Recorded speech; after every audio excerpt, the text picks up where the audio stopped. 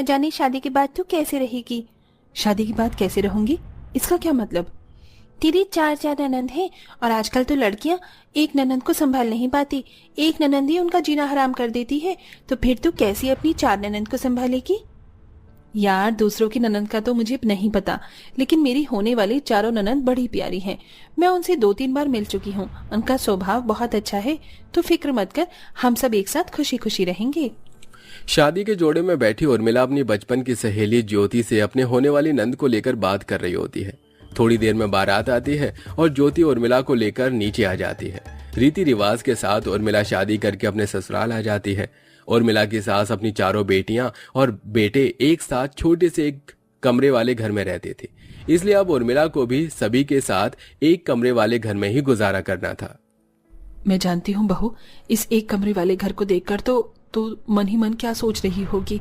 आज तो तेरी शादी की पहली रात है और आज के दिन ही तुझे हम सबके साथ रहना होगा। तू फिक्र मत कर, ऐसा कुछ नहीं होने वाला है। मैं अपनी पड़ोसन के घर पर आज रात सो जाऊंगी और तुम चारों भी मेरे साथ चलो। लेकिन क्यों माँ, जब हमारा घर है तो हम पड़ोसियों के घर पर क्यों सोएंगे। इतनी भी बच्ची नहीं है तू जो तुझे हर एक चीज समझानी पड़ेगी। तुझे पता नहीं आज तेरे भैया भाभी की सुहाग रात है। माँ, हम किसी और के घर पर नहीं सोएंगे, हम तो यहीं पर ही सोएंगे अपने घर पर। मुझे किसी और के घर पर नींद नहीं आती। पागल हो गई हो दोनों, कैसी बातें कर रही हो। कोई बात नहीं माँ जी, रहने दीजिए। किसी और के घर पर नींद नहीं आएगी तो सारी रात परेशान रहेंगी। अपनी बहू उर्मिला के कहने पर सुनिधि शांत हो जाती है और सोने के लिए अपने पड़ोसन के घर चली जाती है। वहीं उर्मिला जैसे ही सोने के लिए खाट पर बैठती है कि तभी उसकी चारों नंदें। भाभी, आप खाट पर क्यों बैठ गई। सोने के लिए साक्षी, बहुत थकान हो गई है। अगर आपको सोना ही है तो आप यहाँ नीचे जमीन पर सो जाइए, बिस्तर लगाकर। इस खाट पर हम चारों बहनें सोती हैं। हिमांशी उर्मिला का हाथ पकड़कर उसे खाट पर से उठा देती है और चारों नंदे आराम से खाट पर सो जाती हैं। कहने को उर्मिला भी इनकी तरह ही गरीब परिवार से थी, लेकिन इसके बावजूद भी उर्मिला अपने घर पर खाट पर ही सोती थी। जमीन पर सोने की वजह से सारी रात उर्मिला को ठीक से नींद नहीं आ पाती और ऐसे ही अलग सवेरा हो जाता है। अभी तक मैंने अलमारी में कपड़े भी नहीं लगाए हैं, सारे कपड़े यूं ही बैग में रखे हुए हैं। एक काम करती हूँ, सबसे पहले अलमारी में कपड़े लगा लेती हूँ। उर्मिला जैसे ही अलमारी में कपड़े लगाने के लिए जाती है तो उसकी चारों नंदें उसे रोक लेती हैं।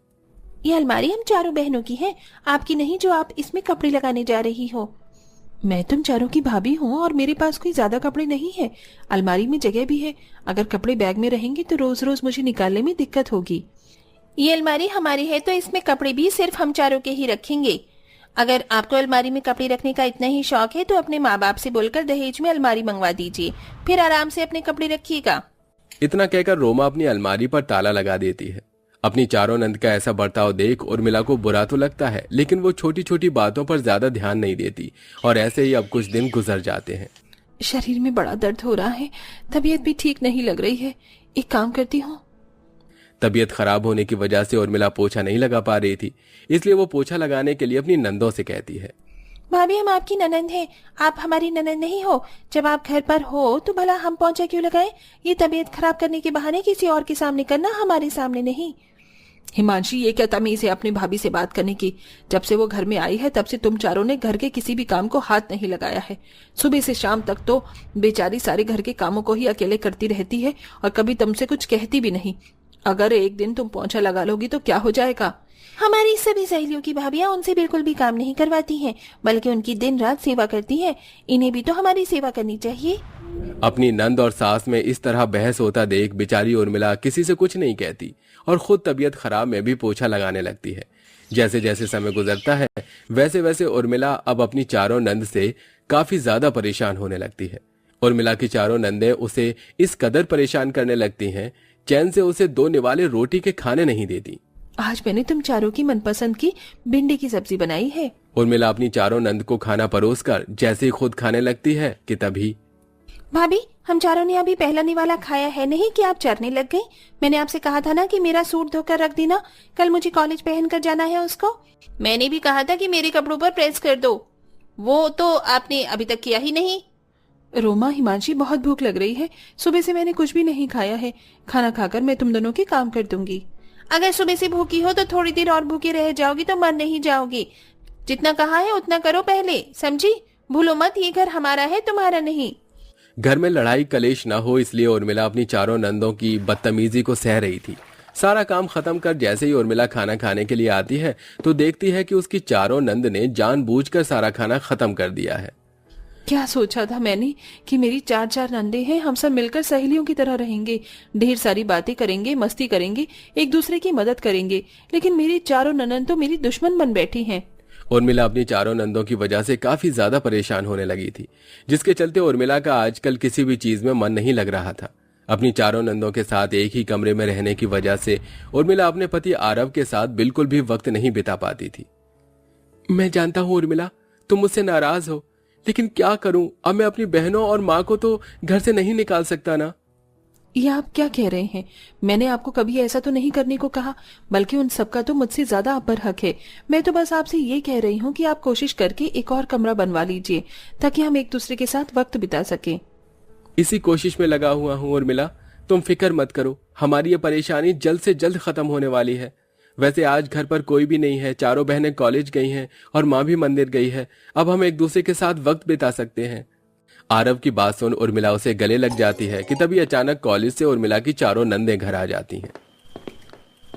भाभी क्या है ये सब? जानती हो ना आपके घर में 4 नंद हैं, फिर भी आप ये सब बदतमीजी कर रही हो। मैं तो उसी दिन समझ गई थी कि ये किस टाइप की हैं, जिस दिन हमने देखने के लिए उनके घर गए थे। उर्मिला अब तक अपनी चारों नंद की सारी बदतमीजी को बर्दाश्त करती आई थी, लेकिन जब उसको नंदों ने उसको कैरेक्टर को लेकर बात की तो अब उर्मिला अपने गुस्से को बर्दाश्त नहीं कर पाई। बहुत हो चुका है, बहुत सहेली मैंने तुम चारों की बदतमीजी। जब से घर में कदम रखा है तब से तुम चारों ने मुझे परेशान करके रख दिया है। ठीक से सोने नहीं देते, उठने नहीं देते, यहाँ तक कि मुझे खाना खाने तक नहीं देते। घर के सारे काम मुझे करने पड़ते हैं और इन सब के बावजूद भी मुझे तुम्हारे मुंह से ये सब सुनने को मिल रहा है।